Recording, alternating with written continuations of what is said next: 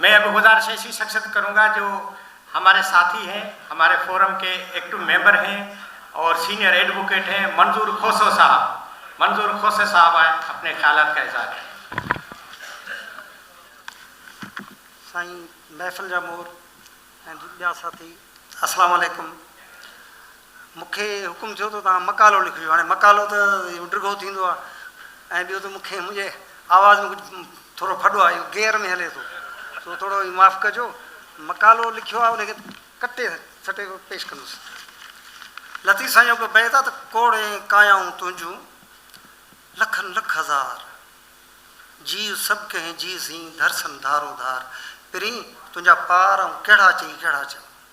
मूं क़ाइदे आज़म खे नंढी उमिरि खां वठी पढ़ियो आहे। इहो मूंखे मुंहिंजी तमामु हिकिड़ी माना मां खे हिन ते फ़ख़्रु आहे त मूं नंढी उमिरि खां वठी मूंखे चयो वियो त हिनखे ज़रूरु पढ़िजे, पोइ आउं अञा ताईं पढ़ां थो पियो। उन ते मूं कुझु थोरो घणो लिखियो आहे, थोरो बर्दाश्त कजो ऐं जल्दी ख़तमु कंदोसांसि, ठीकु आहे साईं। हा, उनवान आहे त मोहम्मद अली जना, his countless manifestations. It can be hard to define. अंग्रेजी में इजाज़त। It can be hard to define what makes a good leader and whether being a leader is a talent or a skill acquired through work and experience. Without doubt, both these theories are valid and not necessarily contradict each other. Regardless of the fundamental question about the nature of leadership itself, some of the most valuable leadership skills we see in the life of Mr. Muhammad Ali Jinnah. Mr. Jinnah was a determined leader, as determination is a prerequisite of success, as the strength of will involve give the leadership energy to move on towards the ultimate goals. Many important things which happened in his life directly linked with his determination, most prominently his ability to overcome problems and difficulties he faced and triumphed in the face of adversity. Muhammad Ali Jinnah was a supreme organizer, always taking care of all aspects of tasks and was able to make plans in advance, because organization is also a deciding factor behind leaders' ability to handle practical tasks, and Mr. Jinnah did all. Mr. Jinnah was always keen in taking initiatives at his own. He was able to make quick decisions. Muhammad Ali Jinnah's endeavor to bring about the political union of Hindus and Muslims earned him the title of the best ambassador of Hindu-Muslim unity, and he was a shining star of Indian politics. As per his version, he achieved his goal without ability war, by moral and intellectual force, and with the power of pen, which is no less mighty than that of the sword, and so our righteous cause has triumphed. Are we now going to be smeared and tarnished this greatest achievement, for which there is no parallel in the history of the world? The subject of my brief has become important because we could not handle and care the aspects of Mr. Jinnah, and we lost a part of our country. Now we are living in a strange time where Pakistani non-Muslim tender-aged girls are being kidnapped, continuously compelling them to convert their religion for marriage against their will and wishes. It is a matter of free choice for an adult person to live freely, whether belong to a religion for marriage against their will and wishes. It is a matter of free choice for an adult person to live freely, whether belong to a religion or not.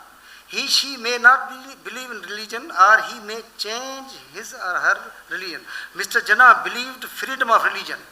On 11th August 1947, he categorically said that the state should be progressive and religion has nothing to do in the business of the state.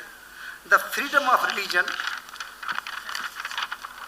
guarantees that it is a part of a scheme which embodies valuable human rights.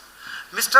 H.M. Sirwai, the former Advocate General of Bombay High Court, in his address on 7th January 1977 at Bombay during the celebration of centenary of Muhammad Ali Jinah, said that Mr. Jinah was one of the most distinguished advocates in the High Court of Bombay and also a role model for fellow lawyers.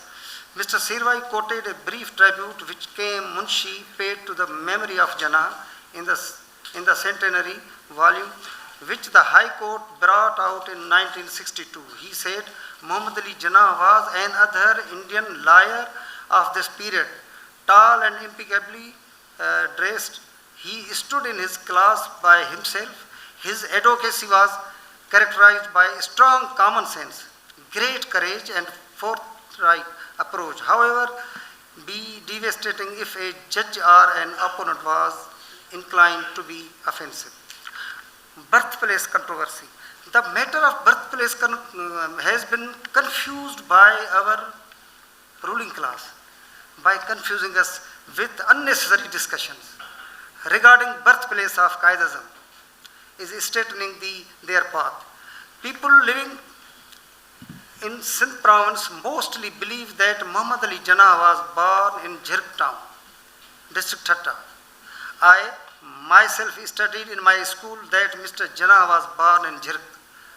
Allama Daud Potro, one of our luminaries, served in Sindh Madrasa Islam school, has clearly shown the birthplace as Jirg. Dr. G. Alana, former Vice Chancellor, Sindh University, in his autobiography also mentioned birthplace of Mr. Jinah at Jirg. Mr. Rasulush Palijo, in his speeches and articles, has also described the place of birth of Kaiser Muhammad Ali Jinah. A famous intellectual, Sayyid S. Akbar, in his popular book, Jinah, Pakistan and Islamic Identity, that Mr. Jinah was born to an ordinary, if comfortable house, Karachi, not far from where Islam first came to the Indian subcontinent in AD 711 in the person. If young Arab General Muhammad bin Qasim, however, Jinah's date of birth, 25th December 1976, and place of birth are presently under academic dispute. Dr. Muhammad Ali Sheikh, former Vice Chancellor of Sindh Madrasa Islam University, in his article in Daily Dawn on 11th July 1921, has said that it is widely believed that Qaid-e-Azam Muhammad Ali Jinah was born at Karachi. Mr. Jinah started his schooling from the prestigious Sindh Madrasa Islam School, now university. As renowned authors clearly noted Karachi as the birthplace of Mr. Jinah. On the other hand, historians and some oral traditions suggest that Mr. Jinah was born at Jirg and native town in the present day Thatta district of Sindh. The proponents of letter pointed out to a textbook published in the year 1950 to support their contention while mentioning that Qaid-e-Azam was indeed born in Jirg, which itself was a part of Karachi district in those days. Here I wish to clear some point.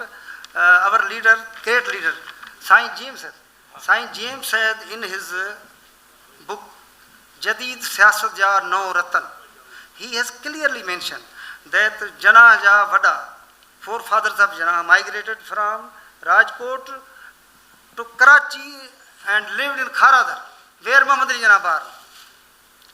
So, in fact, Mr. Jinah was a typical Indian nationalist of the century, aiming to get rid of British from the subcontinent as fast as possible.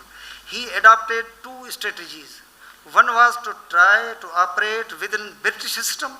The other was to work for a united front of Hindu, Muslim, Christian and Parsis against the British. He succeeded in an extent in both. Thank you very much.